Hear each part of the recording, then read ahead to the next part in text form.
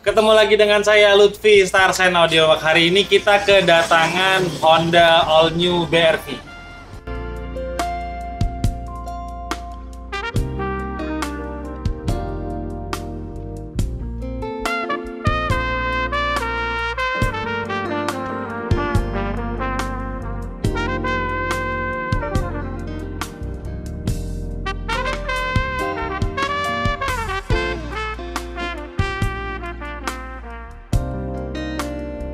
Jadi Honda All New BRV ini, kata sang owner dari mobil ini, beliau mengeluhkan pertama, suara ban atau lebih dikenal dengan istilah road noise-nya itu kerasa banget ke dalam kabin. Terus suara hujan kerasa dan suara sekitaran-sekitaran juga terasa ke dalam kabin.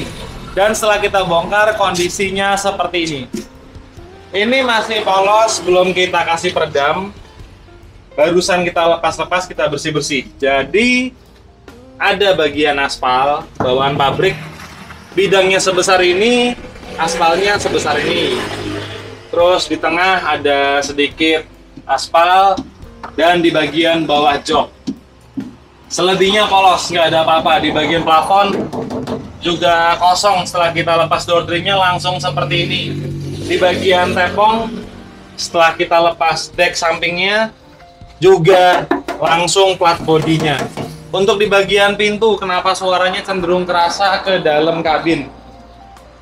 Ini langsung plat luar, ini langsung plat dalam. Jadi setelah kita lepas door trimnya, ada plastik penahannya. Kan kelihatan ini bekas lemnya. Cuman itu nggak ada peredam lain. Wajar kalau suaranya cenderung kerasa ke dalam kabin, tapi nanti di akhir video kalian bakalan lihat perubahannya beda banget. Terus kalau masih polos ataupun masih bawaan pabrik, suara platnya itu kayak gini. Cuma pakai tangan ya. Bagian pintu, bagian atap, tutupan pintunya, saya tutup pelan ya. Pelan aja dia getar semua. Apalagi saya tutup kencang, tambah getar. Nanti di akhir video kalian bakal lihat perubahannya, platnya jadi benar-benar beda banget. Oke, nggak usah kebanyakan basa-basi, langsung kita gaspol Honda BRV ini. Sekarang posisi jam 10, nanti kurang lebih jam 6 atau jam 7 sudah siap serah terima kunci.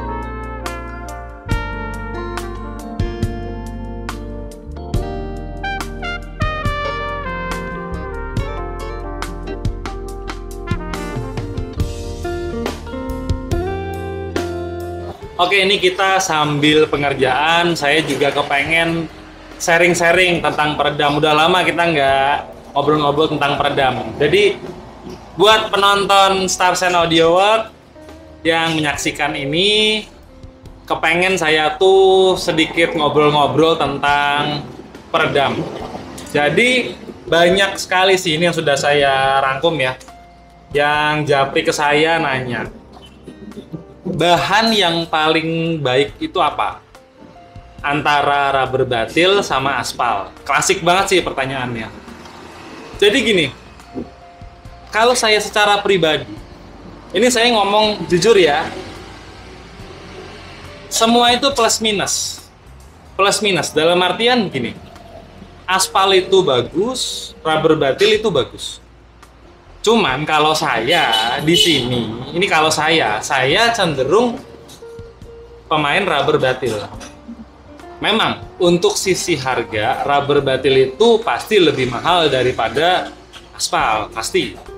Cuman kalau saya di sini lebih memilih menggunakan rubber batil. Berbagai macam merek saya gunakan rubber batil. Ada sih saya menggunakan aspal itu ada. Request, kalau requestnya pakai aspal ya saya gunakan aspal. Cuman dari sekian ratus mobil, saya paling menggunakan aspal itu 2 atau 3 mobil aja. Lainnya saya full menggunakan rubber batil. Kenapa alasannya? Jadi gini, memang untuk harga dia memang pasti lebih mahal dong tiap lembarannya. Otomatis harga jualnya per mobil pasti lebih tinggi daripada aspal. Jelas iya.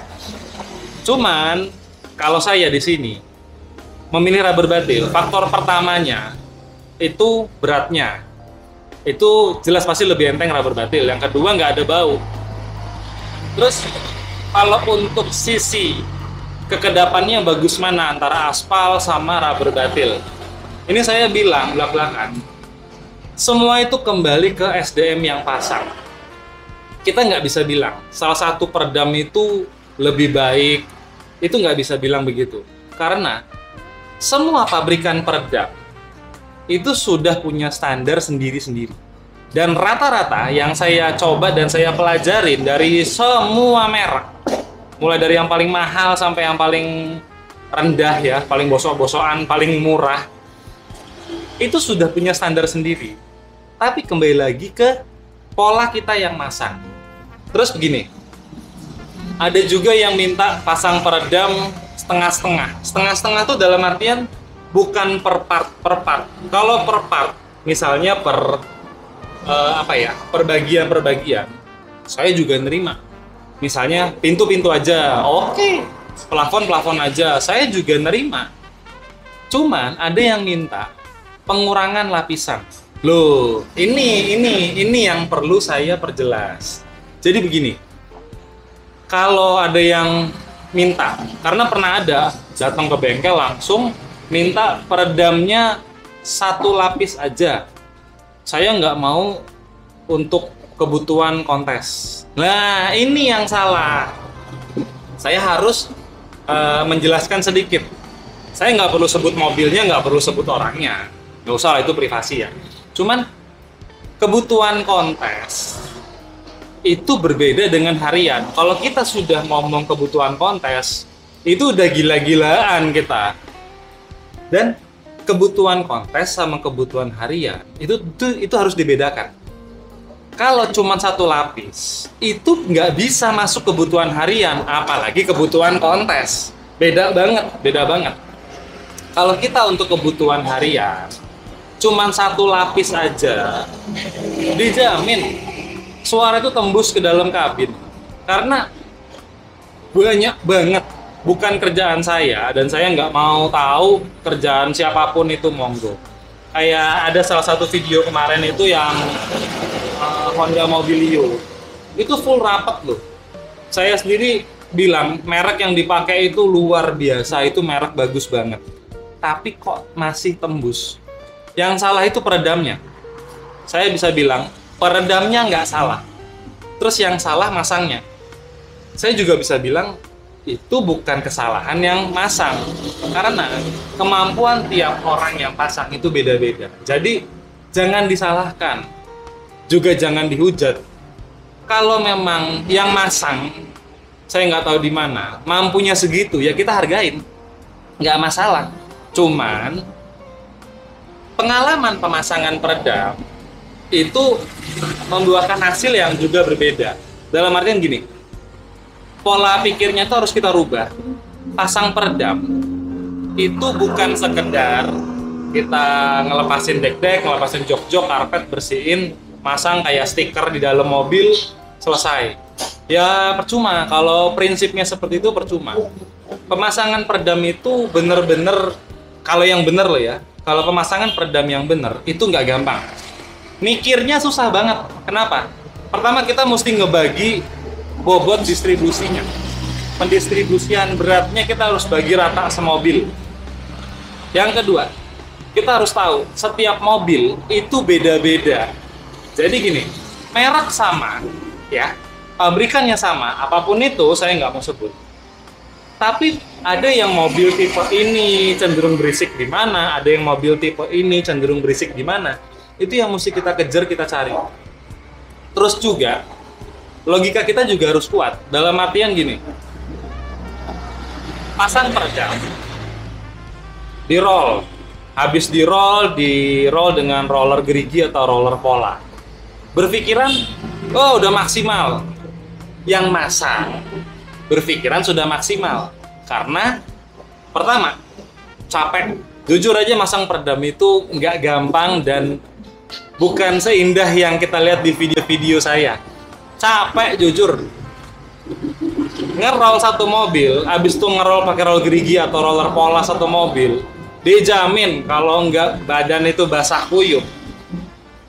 Itu nggak mungkin, itu pasti bener-bener capek banget. Tapi yang masang sudah berpikir, udah saya lapis, mobil pasti kedap.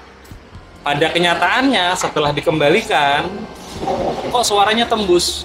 Nah ini loh yang sering terjadi. Dan saya sering dapat orang-orang curhat. Bukan pasangan saya, cuman entah nggak tahu pasang di mana. Akhirnya konsultasi, datang ke bengkel, main ke sini, ngopi-ngopi di sini, ngobrol. Akhirnya saya putusin ada beberapa yang saya bongkar juga, saya perbaikin ulang, saya tata ulang. Tata ulang itu bukan berarti dilepasin, sayang. Kalau kalian sudah pasang peredam selapis, terus ngerasa kurang, kalian berpikir, oh mereknya salah. Kalau saya bilang bukan mereknya, pola pasangnya. Kalau cuma satu lapis, dan ngerasanya dengan satu lapis itu sudah menghasilkan kekedapan yang luar biasa, jawaban saya bullshit. Nggak mungkin. Udah percaya aja. Nggak akan mungkin. Kenapa saya bisa bilang begitu? Kita main logika aja. Apakah mungkin? Saya lagi nggak ada sampel peredam ya. Sebentar. Ini sampel peredam. Rubber batu. Ntar ini saya ambilin satu lembar peredam aja. Apakah mungkin besi yang bergetar dengan satu lembar peredam, ya? Makasih. Dengan satu lapis peredam begini, mobil bisa bener-bener kedap senyap, nggak kedengeran apa-apa. Itu nggak mungkin. Mesti dipikir juga, namanya plat itu bergetar. Kalau cuman dikasih 2,1 atau 2,0 mm langsung kedap, nggak ada istilahnya mobil itu berisik. Tapi pada kenyataannya, udah full rapat dikasih, masih tembus. Kalau saya di sini, kenapa saya bilang berlapis-lapis? Karena kita juga mesti berpikirnya begini. Rubber batil atau peredam aspal atau lembaran peredam begini, ini bukan berarti murni obatnya. Yang dia tahan adalah getarannya, ya kan? Ingat, besi itu menghasilkan dua, getaran dan suara. Kalau cuma dikasih ini, mau sampai 20 lapis, sampai mobilnya tebal banget, tetap suaranya tembus. Kok bisa begitu? Dikasih satu lapis, dia tembus. Dikasih 20 lapis sekaligus, dia juga tembus. Mobilnya berat. Peredam itu ada fungsinya masing-masing. Ada yang untuk menahan getaran, ada juga yang untuk ngeblok suara. Nah, itu yang mesti dipahamin. Jadi kenapa kalau saya di sini bahannya saya macamnya banyak banget.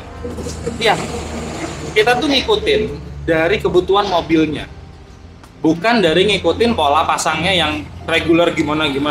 Enggak. Yang kita ikut itu adalah kebutuhan mobilnya. Ada mobil yang butuh dengan 4 jenis bahan, ada mobil yang butuh dengan 6 jenis bahan. Itu beda-beda. Karena fungsinya mereka saling melengkapi. Sehingga yang kita dapatkan, capeknya sama ngebongkar, tapi hasilnya beda banget. Terus begini, ada juga yang minta, kalau ini sih klasik ya, minta murah, semurah-murahnya, pengen hasilnya maksimal. Ya, gimana ya?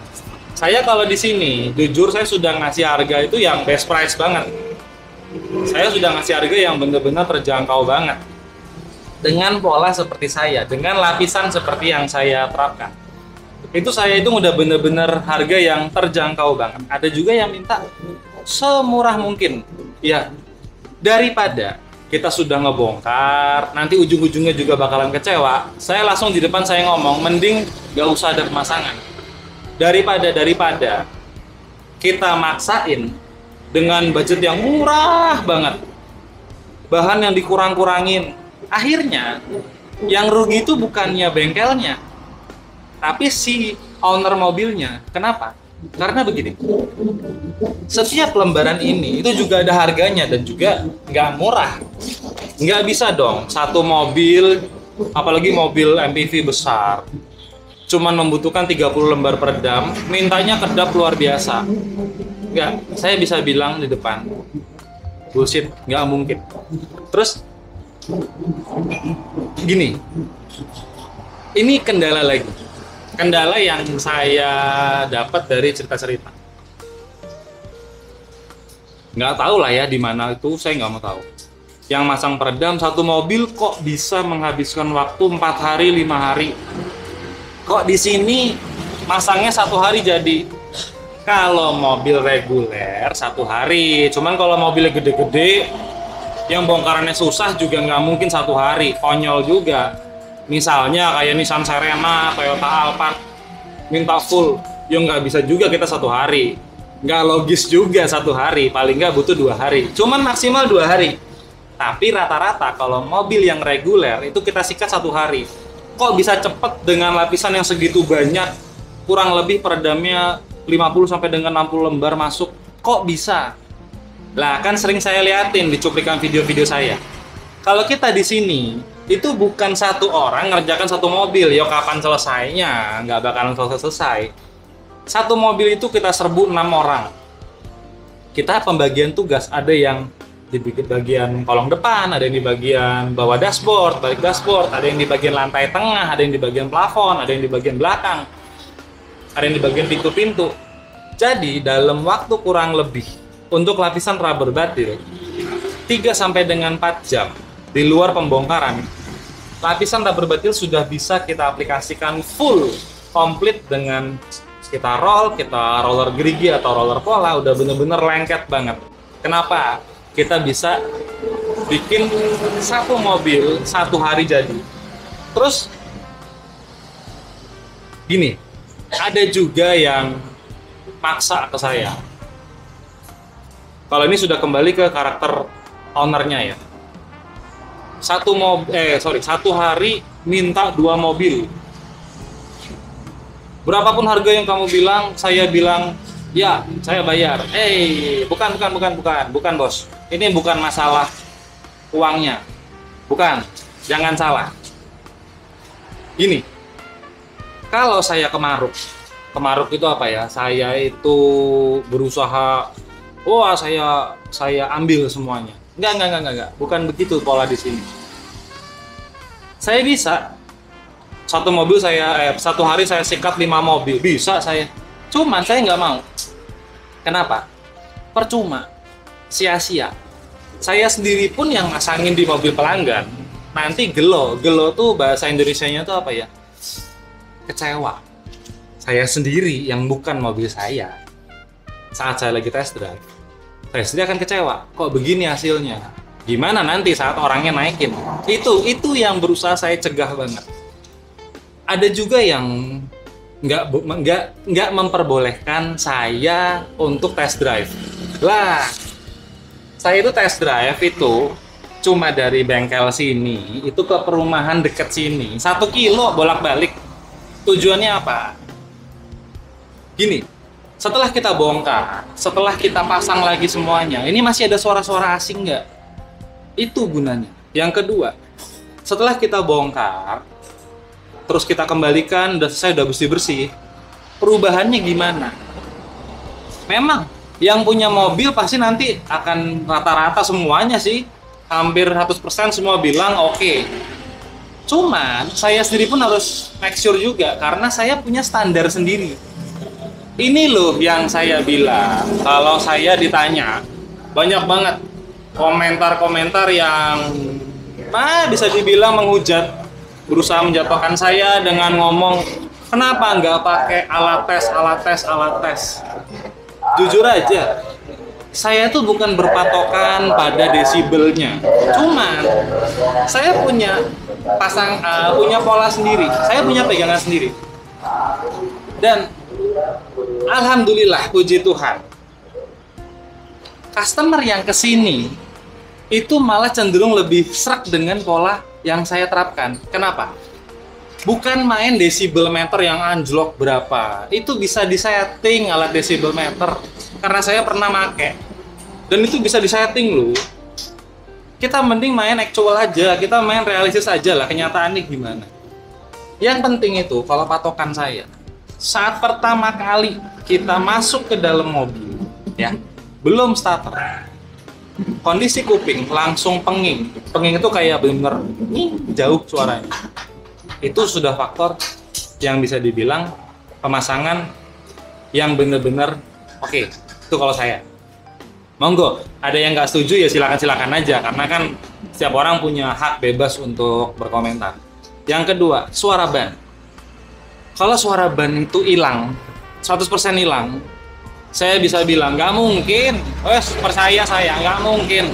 Mau mobil yang mahalnya luar biasa, harganya puluhan juta, sampai miliaran, suara ban itu tetap ada. Kenapa? Memang itu faktor safety-nya. Bahaya juga loh, kalau sampai suara ban itu nggak kedengeran. Kita ada apa-apa di jalan, kita nggak tahu kondisi mobil kita. Tiba-tiba kita celaka aja. Itu yang berbahaya. Cuman fungsi peredam itu dari yang suara bannya bener-bener berisik, tapi sekarang setelah kita aplikasikan sudah selesai, itu suaranya jadi berkurang, masuk dalam toleransi nyaman di kuping. Kan sering saya bilang kalau di akhir-akhir video saya, ini suaranya jadi masuk dalam toleransi kuping yang nyaman. Nah, maksudnya itu nyaman tuh gimana? Jadi kita saat kita lagi di jalan cor-coran, kita nggak perlu teriak-teriak ngomong sama sebelah. Tetap ada suara ban, tetap ada. Suara sekitaran tetap ada, tapi menjauh. Kenapa? Kok nggak dibikin suaranya bener-bener hening kayak di studio, bener-bener super kedap?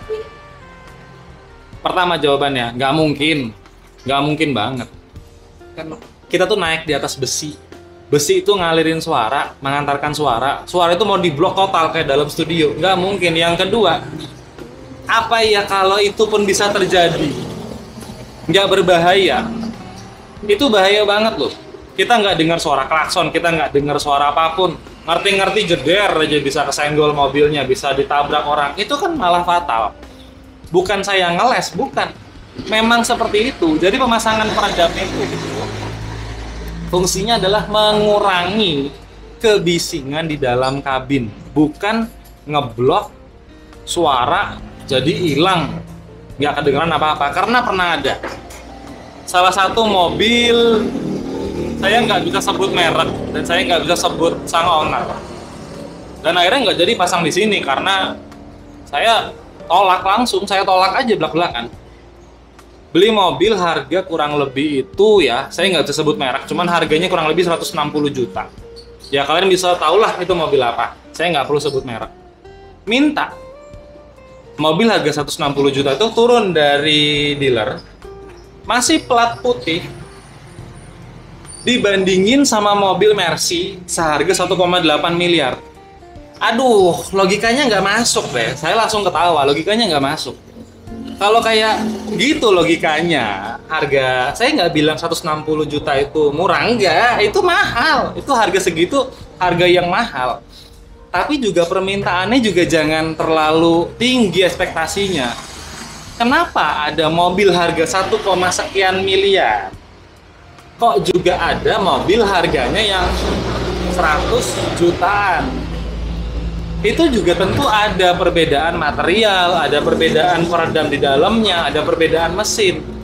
Nggak bisa dong, nggak bisa.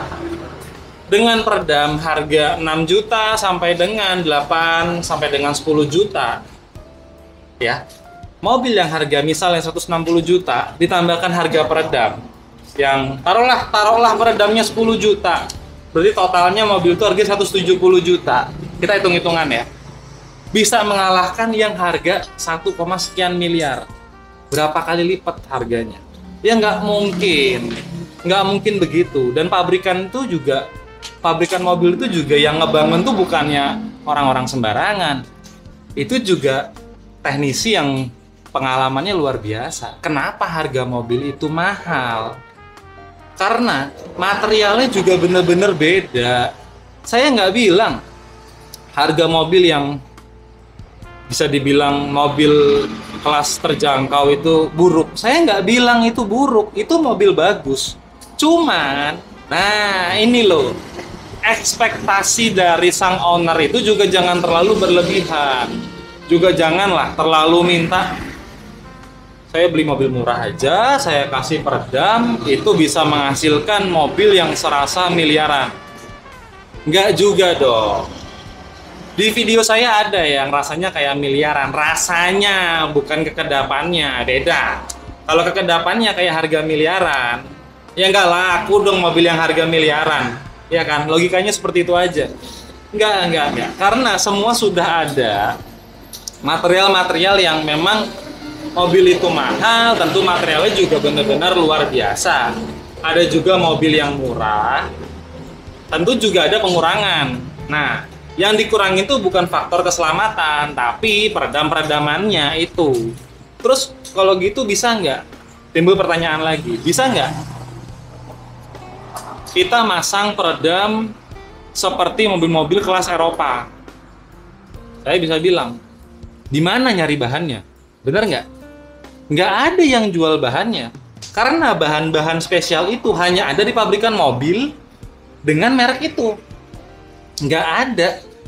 Contoh kata, merek kayak begini. Dipakai nggak di pabrikan mobil? Ya enggak lah. Mana ada. Pabrikan mobil, terutama mobil yang sudah harganya lumayan mahal, dia punya racikan sendiri untuk mengurangi kebisingan kabin. Itu yang harus dibayarkan, ya kan? Makanya kalau orang beli mobil premium, udah nggak butuh peredam lagi, ya iyalah, masa mobil premium masang peredam? Nggak mungkin. Dan selama saya masangin peredam, nggak ada juga mobil premium yang minta dipasang peredam, kecuali mobil listrik. Kalau mobil listrik, itu malah kerasa banget suara bannya. Kenapa? Karena dia nggak dengar suara mesin. Suara mesinnya nggak ada. Yang ada suara ban. Ya itu pasti banget kerasanya. Cuman kalau untuk mobil listrik, harus dipikir bobot. Nah, bobot itu gimana? Pinter-pinternya kembali lagi. Kalian mau pasang dimanapun itu terserah. Cuma harus diperhitungkan bobotnya. Jangan sampai bikin baterai jadi over. Jadi boros banget baterainya. Kalau kita ngomong bobot, kita lanjut lagi ke pertanyaan berikutnya. Pernah ada kejadian bertanya ke saya pengen mobil saya kedap. Saya bilang, oke. Dengan harga yang terjangkau dalam artian oke lah, harga saya dia sudah approve, sudah oke. Tapi saya mau mobil saya tidak ada penambahan bobot sama sekali. Ya mustahil lah, nggak mungkin lah. Gini loh, seorang owner mobil itu juga harus menyadari kalau kepengen mobilnya enteng, ya pasti kenyamanan berkurang. Kenapa saya bisa bilang begitu? Contoh kata mobil drag, mobil balap. Mana ada mobil balap pakai peredam? Contoh kata F1, ya. Mobil F1. Kita kan sering nonton F1 di TV ini, di handphone. Nonton apa? Mobil F1. Mana ada pakai peredam? Ya iyalah, yang mereka butuhkan adalah seenteng mungkin. serigid mungkin, sekencang mungkin. Jadi, saya mau jawab pertanyaan yang buat saya itu konyol, tapi saya nggak mau sebutin siapa. Konyol banget.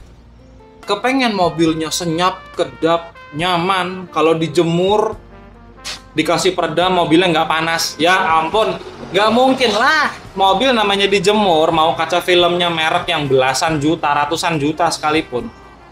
Kita tinggal di negara Asia, ya, di tropis, iklim tropis, yang suhunya juga gila-gilaan kalau lagi siang hari. Mobil dijemur, dikasih peredam, minta mobilnya bisa bener-bener kayak malam hari. Ya nggak mungkin, nggak mungkin. Konyol, saya bisa bilang itu konyol. Kalau nggak minta mobilnya kedap, berapapun harganya dia oke, tapi bobotnya nggak boleh bertambah sedikit pun. Ya juga sangat-sangat nggak mungkin. Peredam itu benda, ini tuh benda, ini tuh ada bobotnya.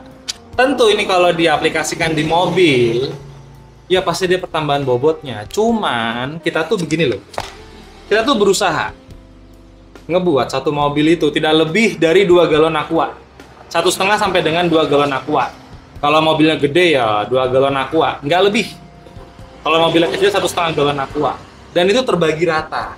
Ini loh, 1,5 galon aqua kalau kita bawa di dalam mobil, di satu titik mobilnya mungkin kerasa perubahan bentuknya, perubahan ininya ya, bobotnya, karena di satu titik. Tapi kalau kita bagi merata, mulai dari atas, samping-samping lantai, itu mobil tetap lurus. Dan perubahannya untuk akselerasi itu dijamin nggak akan ada kerasanya. Kenapa? Karena kita juga ngitung, jangan sampai mobil ini bebannya berlebih. Ini kita cuman sharing-sharing ya. Ya kalau opini saya ini salah ya maaf aja. Saya bukan sok tahu dan bukan sok menggurui. Cuman ini berdasarkan pengalaman kita masang tiap hari peredam mobil ke mobil. Ini saya coba sharing-sharing. Oke, kita ini bagi-bagi tugas. Jadi ada yang mengerjakan di bagian kolong depan, ada di bagian interior ya kan. Untuk kolong depan dari Honda BR-V ini sudah kita kasih dengan 2 lapis rubber batil, sudah kita finishing juga dengan roller pola, udah bener-bener rapet. Bagian trim plastiknya juga sudah kita kasih dengan lapisan rubber batil. Habis ini bagian sebelah sini kita finishing dengan lapisan peredam foam. Terus kita lanjut ke bagian dalam. Untuk di bagian kabin, mulai dari bagian pintu belakang sudah full rapat dengan lapisan rubber batil. Terus masuk ke dalam kabin, mulai dari bagian tepung belakang, lambung, lantai ke depan, pintu-pintu, plafon sudah full rapat dengan lapisan rubber batil. Dan bukan cuman satu lapis, sia-sia kalau satu lapis. Jadi di bagian kolong depan tuh sudah kita kasih 4 lapis. Bagian atap kita kasih 2 lapis, bagian sini 3 lapis, bagian lantai kita kasih 2 lapis, bagian pintu kita kasih 2 lapis. Habis ini kita bersih-bersih, terus kita lanjut lagi ke lapisan peredam foam.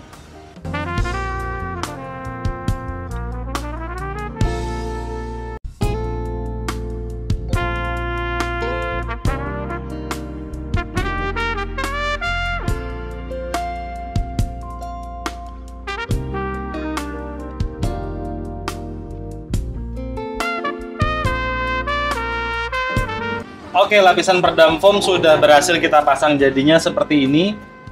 Si peredam foam ini nempelnya bukan di plat besi tapi di lapisan rubber batil. Dan bagian sebelah sini juga sudah kita kasih cat hitam dan sudah kering. Sementara trim plastik juga sudah kita kasih lapisan rubber batil. Tinggal habis ini kita kembalikan ke posisi awal, kita kencangkan klipnya, kita pasang lagi rodanya. Sementara untuk di bagian kabin, mulai dari bagian pintu belakang sudah full rapat dengan lapisan peredam foam. Masuk ke dalam kabin, mulai dari bagian tepung belakang, lambung belakang, lantai full, maju ke depan sampai ke bagian baliknya dashboard, termasuk ke bagian plafon, sudah full rapat dengan lapisan peredam foam.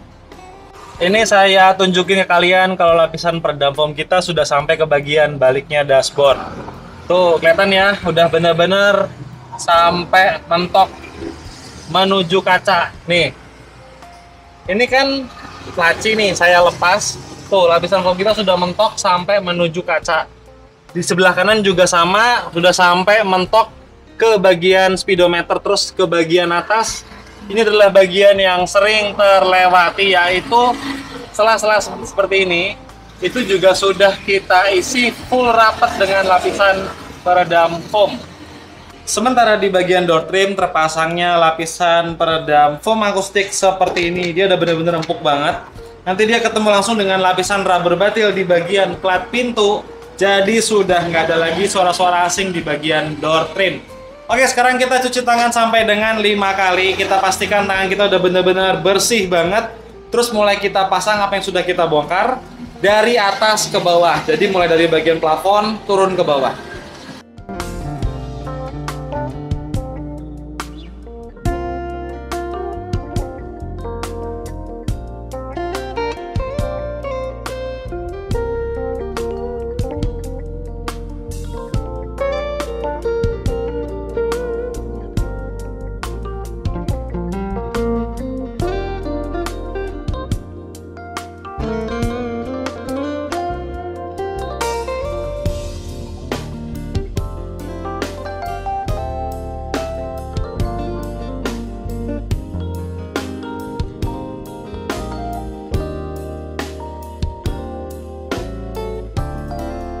Oke, sekarang posisi jam setengah 6 sore dan kalian bisa lihat semua sudah kembali utuh seperti mobil tadi pagi waktu kesini.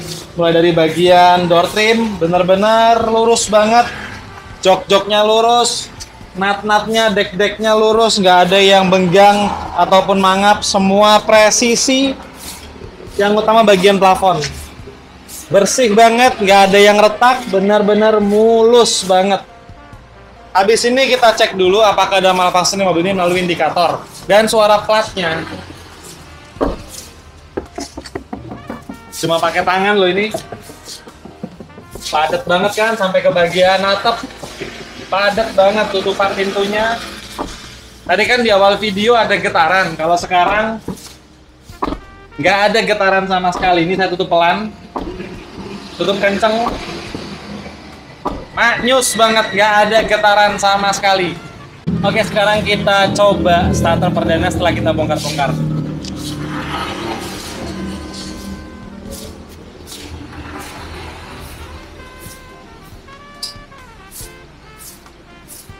Aman semuanya.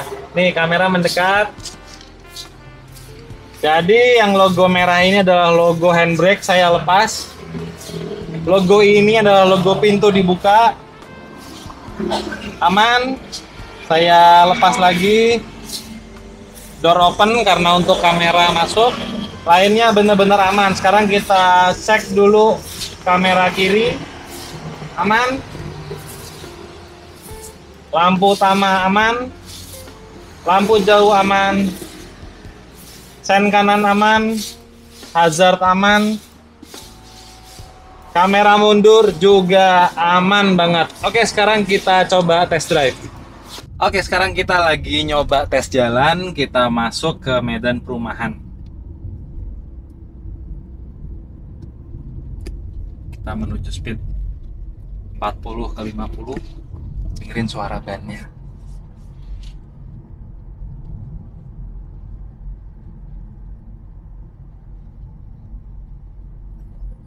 Ini aspal kasar.